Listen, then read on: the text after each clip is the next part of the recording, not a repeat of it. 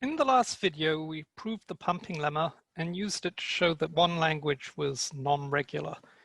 In this final video, we're going to show several more examples of non-regular languages and give proofs that they are indeed non-regular. So let's get going. Let's look at the following language. L2 is the strings W such that W has equal numbers of A characters and B characters, but in no particular order. Well, we're going to begin by using the same proof as for the language that we saw before, namely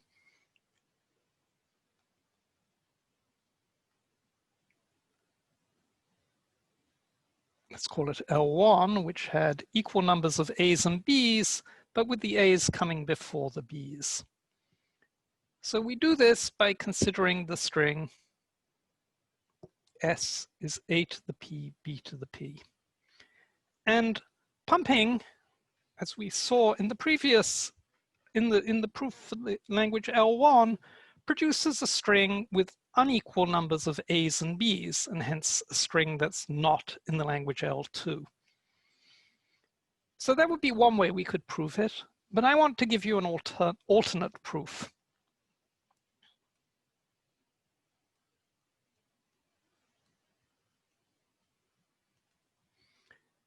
And to see this, to follow this alternate proof, you need to remember that the intersection of two regular languages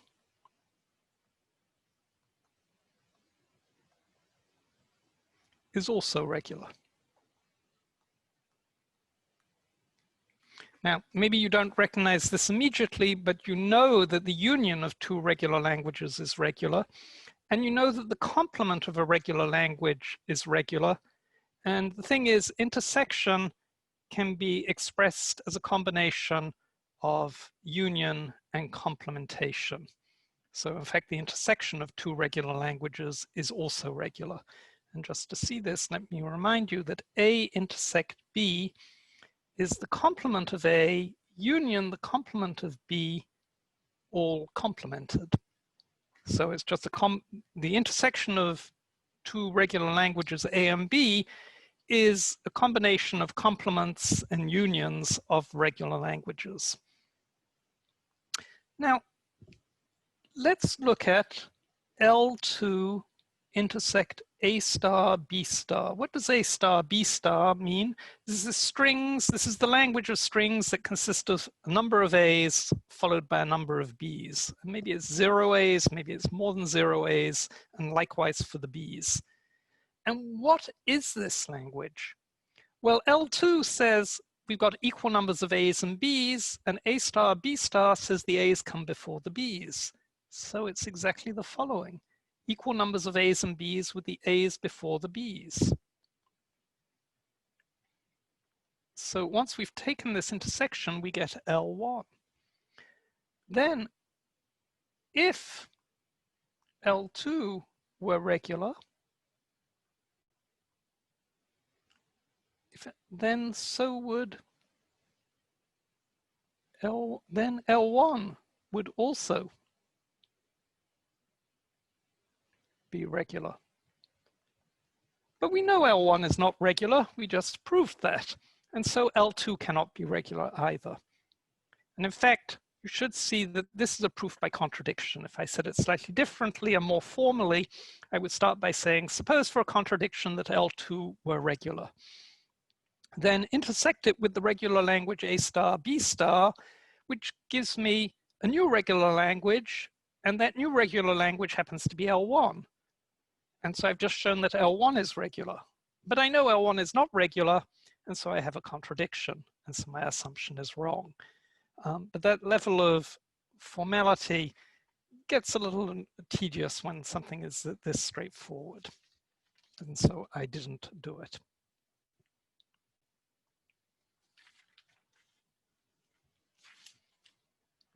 Okay. In my next example, call it L3, strings of the form W, W reversed, where W is a string of A's and B's. So, e.g., ABA, ABA, or ABB, BBA, right? The first three characters is W, the second three characters is the reversal of W.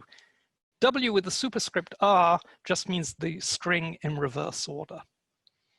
So how do we prove this? Well, we begin by assuming for a contradiction that L3 is regular, and then we note that we can apply the pumping lemma to L3. And so let's look at a particular string S, and this is going to be the string I choose. PAs followed by 1B, this will be my W, and then I'll reverse it. So it's P followed by, it's B followed by P more A's. So let's just note S is in my language L3, and S has length greater than or equal to P. So I can pump S. Now let's draw out what S looks like. So we've got PAs, we got a B, we got a second B, and we got another PAs.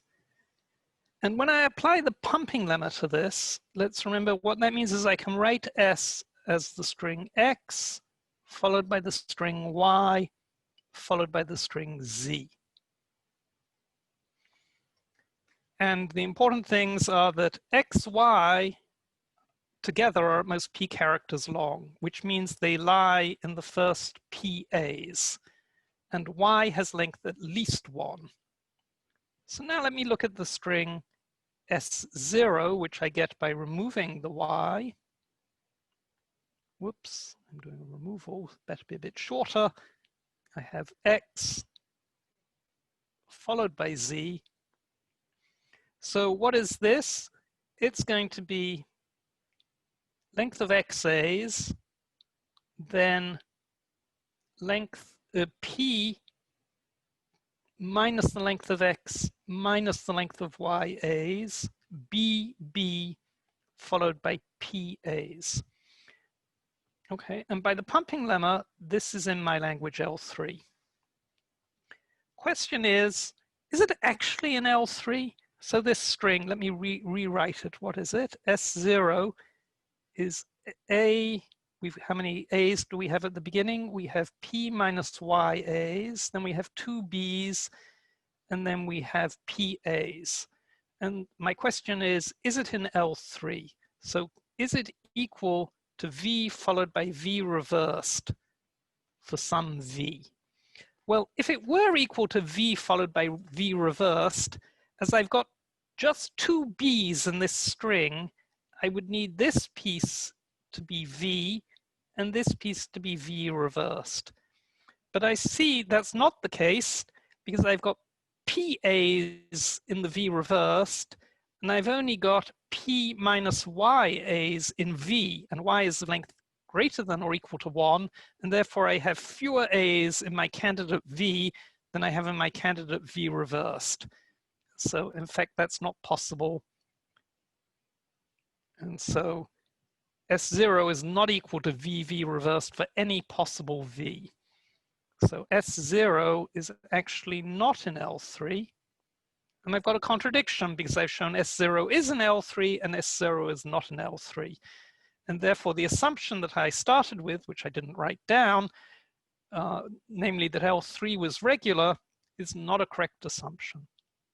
Let me say, when you're writing out an argument that a language is not regular using the pumping lemma, you should write it out properly. That is, you should write down, suppose that L3 is regular.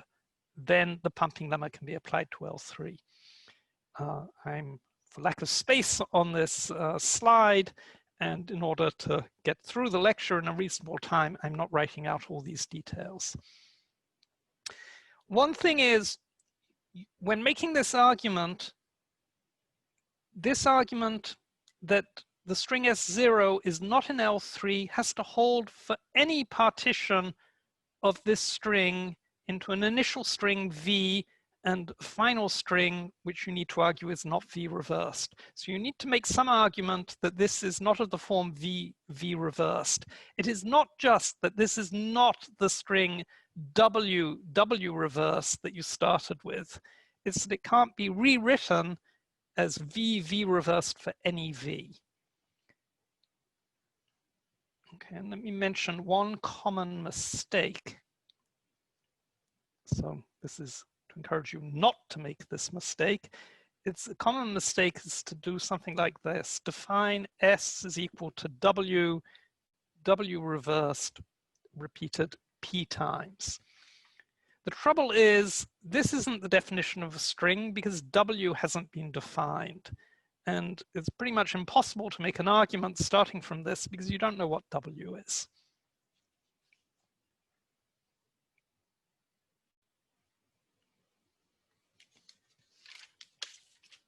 My next example is L4. This is quite different sort of example. It's a single letter alphabet now. All the strings are strings of A's. And this is just telling you how many A's there are. I is an integer, so you could have I is 0, and then this would be the empty string. I is 1, it would be a single A. I is 2, so I squared would be 4. That would be 4 A's. I is 3, it would be 9 A's, and so on and so forth. And intuitively, it does seem that this can't be regular. How would you test that you've got a quadratic number of A's in your string? And so let's try and use the pumping lemma to prove it. Again, we suppose that L4 is regular for a contradiction.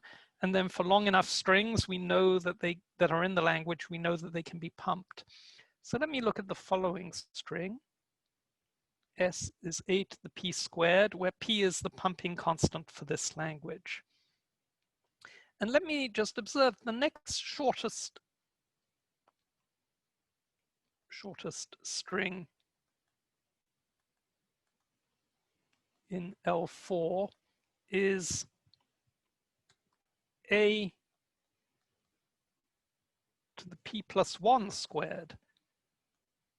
So it's p plus 1 squared number of A's, which we can calculate as p plus 1 squared is p squared plus 2p plus 1. So let me just draw a picture here.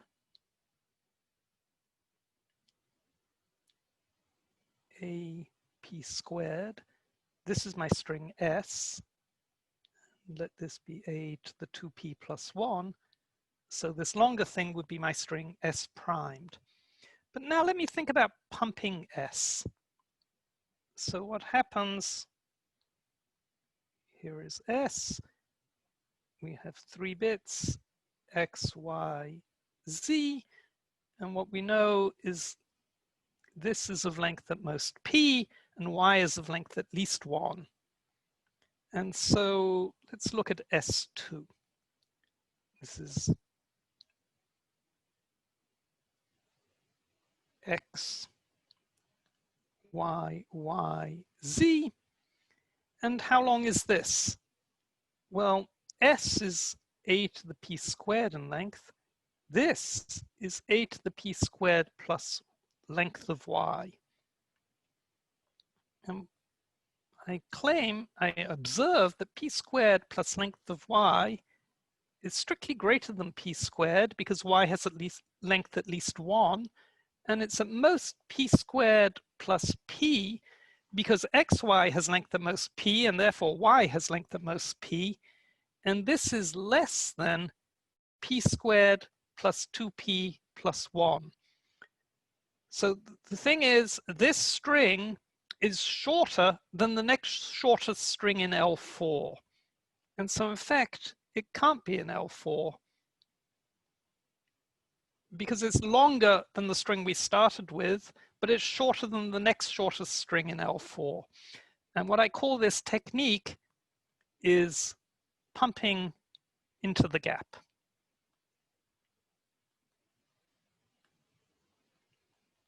And this is a technique that will work whenever your language is sparse. That is, it has few strings in it, and the gaps between successive strings in terms of their lengths are getting longer and longer.